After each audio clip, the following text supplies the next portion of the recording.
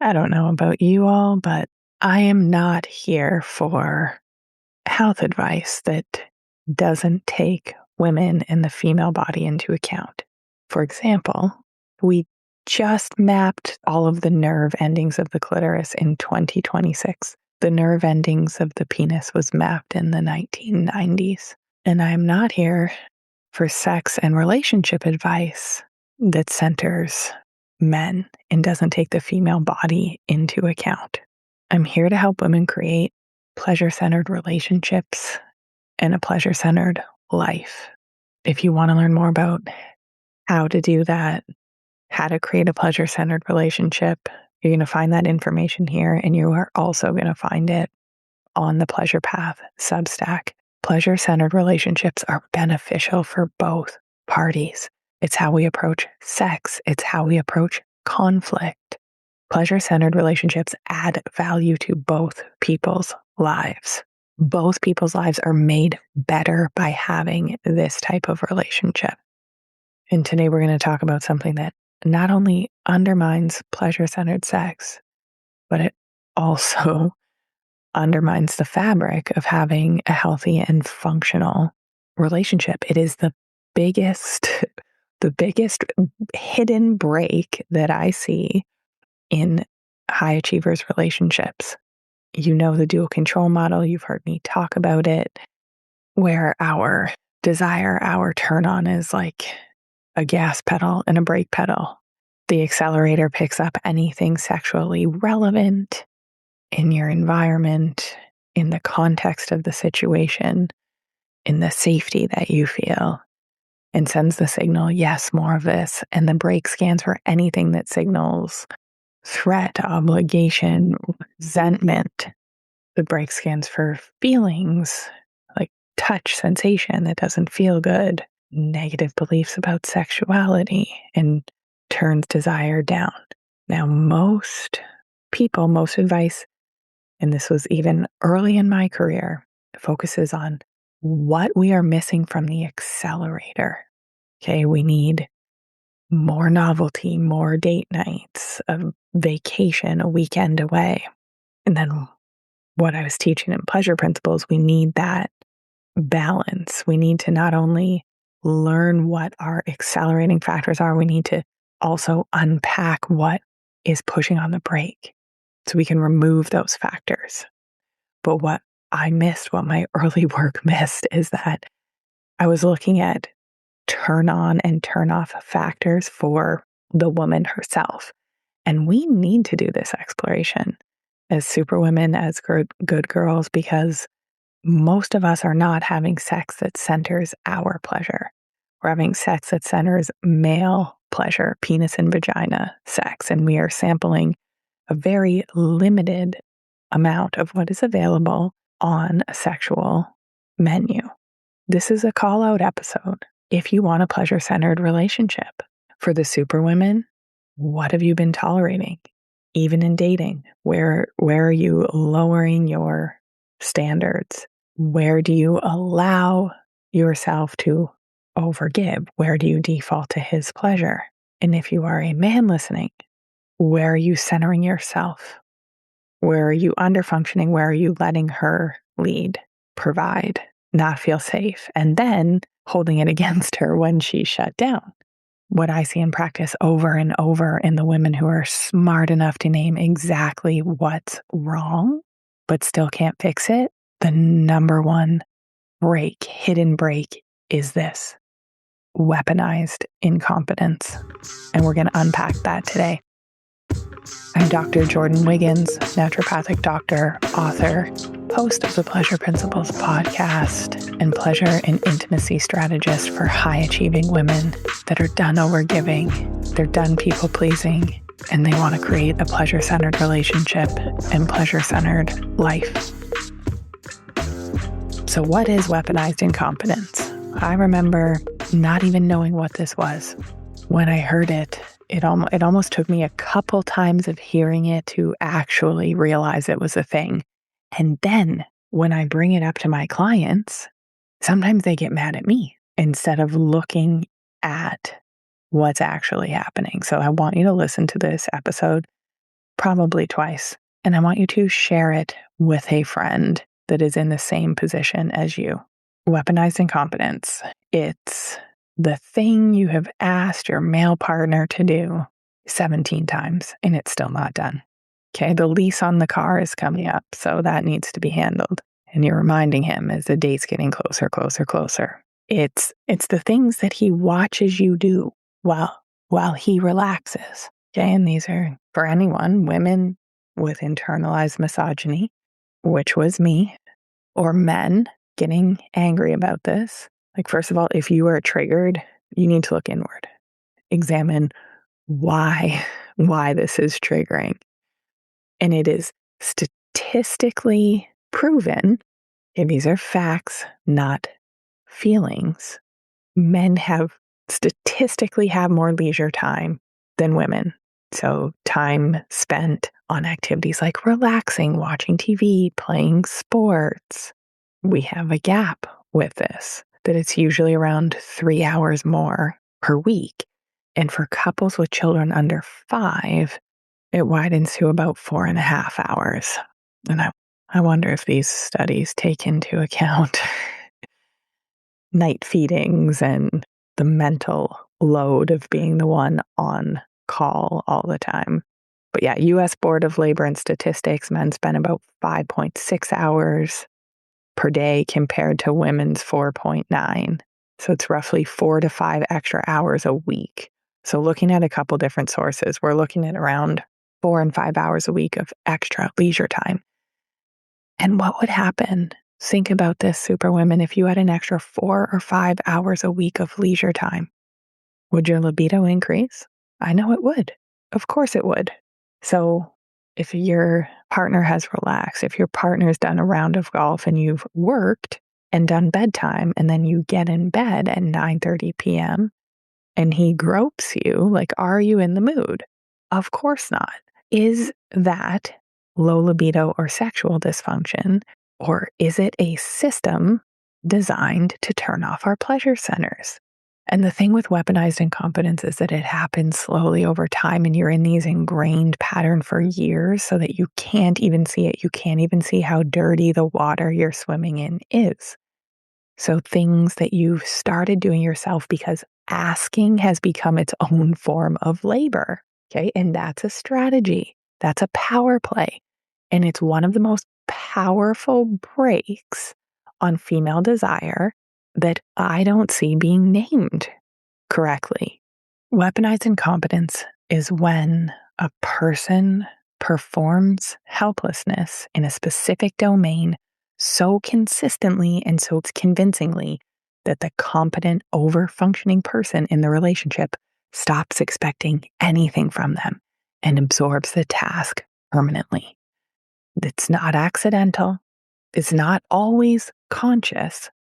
Some of this truly is gender roles and beliefs, like that childcare is a woman's role, or she's better at that, so I'm going to let her do it. But there is a cost to this. Let's use the classic example of dishes.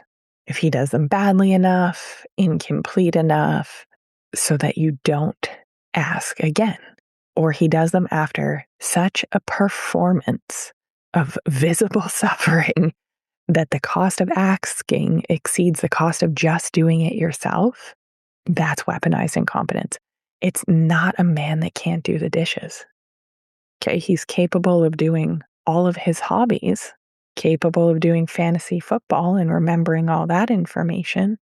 Weaponized incompetence is a control tactic. And for the women listening, maybe you do it. Maybe you feign incompetence in certain areas so that he will take care of it.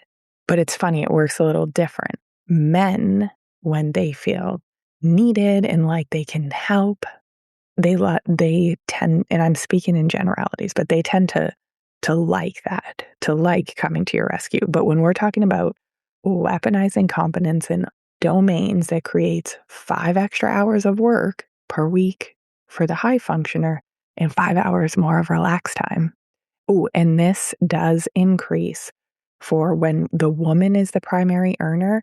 It's like almost 9 hours a week. So most of you listening, you've been the primary earner or your partner does not work. So that's like 9 hours extra a week. And honestly, for my clients, I see that their partners, they don't need it's like 5 hours a day of relax time, right? Because instead of doing the yard work, the cooking, the cleaning, that's all hired out. So their partner essentially is doing minimal household and childcare tasks, even though they're stay at home. Let's keep going on examples of weaponized incompetence. Ooh, and your kids can do this to you too. Okay? They can act like something, a task like chores is so difficult to do that you stop asking and you just do it yourself. It's not that they are incapable. It's not that they have two broken arms and they physically can't fold laundry or tidy up their rooms. It's that they don't want to, and they're using manipulation and control tactics in order to not do it. You probably have people at your work doing the same thing. And I see super women with our hires, our employees, that they use weaponized incompetence against us all the time because it works. Okay. Other people in other departments, maybe it's other people on boards you sit on. If it's happening in the bedroom, it's a mirror of other areas of your life. And so another example, he plans the date. You're so excited because you've wanted this and you've begged for this, and he hasn't planned dates since the first year you were together. And you've begged and you've pleaded and you've had your therapist ask him. So he plans the date, and then you get there and he didn't realize the restaurant was closed. And then you're disappointed. And then he makes it about you being disappointed and having too high expectations. And well, that's DARVO. That's another tactic that we can talk about on a different podcast. But it becomes about you and your high expectations and not his failure and not his incompetence. And when we are protecting men and centering their feelings and their emotions, our eros, our eroticism shuts down. Brings your child to the airport late, so the child misses his flight. You hire more and more people in the home, lawn care companies, cleaners, etc., with money that you make. And these are all real examples from clients. Over time, the entire household operates this way.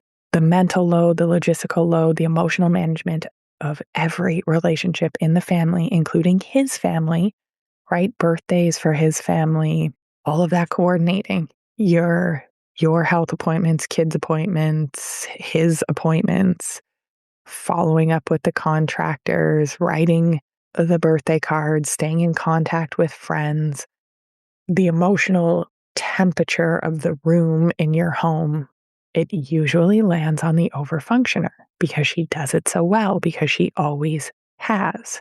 So our super traits, our responsibility, our tolerance, our hard work, people just default to us because we won't let the balls drop.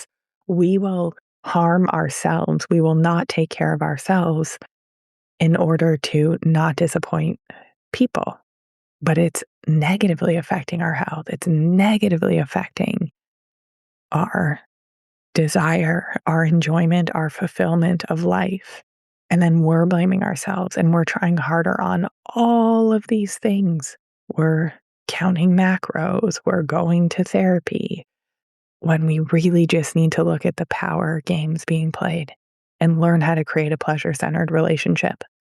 And we really, a lot of this is patriarchal conditioning, gender roles in relationships, and it's been downloaded for generations. And if we're just going into relationships and not questioning these things, what is my male privilege here? Where am I performing incompetence because I have this intergenerational belief that these tasks are not mine to do? That's a fucking problem. And no wonder your wife doesn't want to have sex with you, because you act like a toddler when she asks you to do the dishes. And I hear this from women all the time. If I don't do it, who will? If I don't plan the family vacation, it won't get planned. If I don't plan the date, it won't get planned. If I don't coordinate celebrating his parents' birthdays, it won't get done. And the thought of, if I stop putting in the effort, no one will step up, it is something that you have to grieve. That's a hard pill to swallow. And that is where some women get so stuck and they stop, because the feeling of him not showing up is so unbearable that they would rather keep overfunctioning, keep killing themselves in slow motion. The feeling of loneliness is the equivalent of smoking 15 cigarettes a day. So let's not pretend here that you continuing to overfunction does not have lasting health consequences when you feel alone and not supported in your relationship. So let's look at how your body responds clinically. Remember how the break works. Okay, it's scanning for context, scanning the environment, your relational reality, and your body, like our body knows first before our brains do. Our bodies always know first for any little signals that let us know that it's not safe to let go. It's not safe to open because we don't feel safe, protected, provided for, or at least, and I don't say that, I say that it's like it's a mutual thing in pleasure-centered relationships, but most of the women that I work with significantly out-earn their partners. Okay, resentment is a break. Carrying the full cognitive load of the household is a break. Being the only adult in the room when you and your children are walking on eggshells because of his mood, okay? Or you don't want to share how you feel because it will hurt him. You fear how he will react. Okay? Watching somebody be on their phone while you manage a meltdown, pack their lunches, and coordinate tomorrow's logistics. It's a break. You don't want to open and be intimate with that person when you feel let down by them, when you feel dropped. I'll say it again. Your body is smart. You physiologically cannot fully open to a man showing up like a child. And this is why, like in working with more men, when they really want to know, they really want to be called out. And we look at their privilege and I'm like, if you want the slut, if you want the full, devotion, the full extent of her turn on and her eroticism, well, sir, you need to show up differently in the bedroom and out of the bedroom. So your break does not care that you're now in the bedroom and you're technically available. Okay. The break does not switch off because the children are asleep and he has indicated interest at 9:35 p.m. Okay. Your body is not broken. Female sexual dysfunction disorder, HSDD, hypoactive arousal disorder. We give women all of these diagnoses, but let's look at the context pressing her break, right? Why are we pathologizing women and our desire and our arousal when we are some of the most erotic, more capable of pleasure and high sensation in comparison to men? Okay, we're diagnosing and pathologizing women and putting the blame on her, but we have not looked at the full relational context. And this is why in a pleasure-centered relationship, mismatched libidos are not an issue. Okay, if your body is on 24 hours a day, the environment is telling your body it is not safe to receive. You are not safe to stop performing. You are on duty. You are alone in this. That's not low libido. It's your body accurately responding to the environment that it's in. And the higher drive super women listening, most of the high drive women that I work with, they only feel seen, supported, and cared for in the bedroom.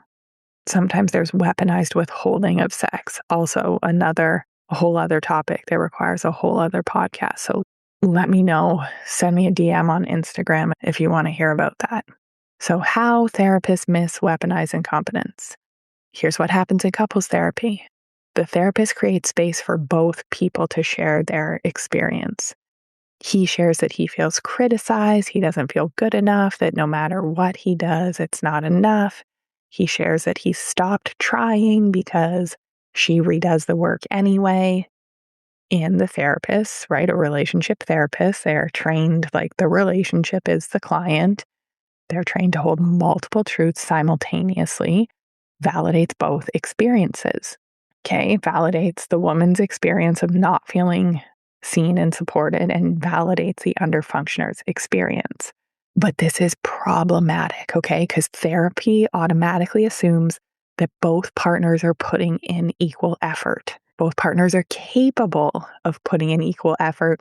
Both partners are there wanting it to work equally. I've never, ever, ever seen this be the case with a high functioner and an underfunctioner, with a woman with super traits. Not one time is it equal. So the high achiever walks out of the session carrying the weight of his feelings about her resentment that she has because of his weaponized incompetence. Okay, and this is not the therapist's fault. Most couples therapy frameworks are built on that presence of equal contribution and equal capacity. Okay, Gottman gives us these fucking bids for connection. EFT gives us attachment styles. Both are useful. Neither are asking. Is one person systemically offloading responsibility to the other by performing incompetence? And is this person receiving validation for doing so in therapy? Okay, therapy usually defaults to the underfunctioner. So what we end up with is mismatched libidos or communication breakdown, desire discrepancy, and no one is looking at my partner has structurally ensured that I am responsible for everything, and my body has correctly identified this as the reason that I do not want him. And that is the clinical picture. That is what is put in front of me regularly.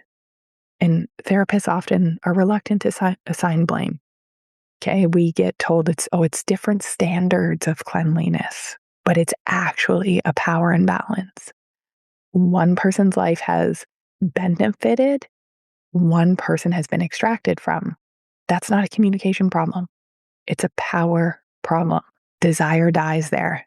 So how do you spot it? My client's like, well, how do I know that it's actually weaponized incompetence? Isn't it just his ADHD or his childhood trauma? And she's got this whole story that she has created to protect herself that he's not showing up for her.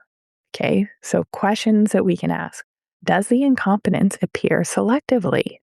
He can't fold laundry, but he can manage a fantasy football team or coach your kids' team. He can't remember to schedule his doctor's appointments, but he doesn't miss a tea time. He's helpless in the kitchen on a Tuesday, but when it comes to coordinating a boys' trip, they eat like kings. This selective incompetence is not a skill deficit. It's a preference. It's a choice. And patriarchy has allowed it to be okay. So this might be deeply ingrained for both parties. And another question to ask yourself is, does attempting to address it result in accountability? Okay, this is where we know we're in a pleasure-centered relationship when we are addressing something and he has time to sort of think about it and go, oh yeah, this isn't fair. Does attempting to address it lead to accountability or does it lead to conflict? You explain how you are drowning, you're overwhelmed, you want him to take the garbage out weekly. He does it once, twice, then stops. You ask again. He says you're controlling, you're nagging. Now the conversation is about your tone and not about the garbage. This is called DARVO. And it is a deeply effective strategy at making the competent, overfunctioning person feel like the problem. Does this follow a pattern of escalation? Do the areas of helplessness tend to grow, not shrink over time? Okay, was he doing more at the beginning and then he has done less and less and less? And, okay, this is not comparable. If you do less for him after having children or you work 30 hours a week more than he does, like there are legitimate reasons for doing less. And they usually have to do with childcare and promotion. But I don't see this. I don't see this with men. Women's mental, like their labor load increases during a relationship and the men's decreases. Okay. And if this is you and you are getting caught in these, you're getting caught in these conversations, or you're realizing, oh my God, this is me. I'm overfunctioning. I don't feel supported. My husband is doing weaponized incompetence. And if I bring it up, he DARVOs me. Well, I will tell you what, I have a workshop series. Our next is April 29th, where we are going to break down that moment where you overfunction. And that's the thing. If we can understand this conceptually, but we do not have the tools, the skills to react in the moment, to see it happening in the moment, or change what's happening in the moment, it's no good. And this is where I see a lot of superwomen getting stuck. This is why I'm changing the structure of how I teach. So April 29th, this is 3 hours of us together, where you're going to walk away with a clear map of your personal overfunctioning signature, so you can know when it's happening and be able to respond accordingly. A 15-second somatic grounding sequence that you can use in any conversation in real time. Verbal tools that interrupt this pattern without defensiveness or performance. I will give you a process to hold someone else's discomfort without collapsing into it or managing it, and a body level experience of what it feels like to stay in yourself under pressure, where you're not jumping to fix, jumping to soothe.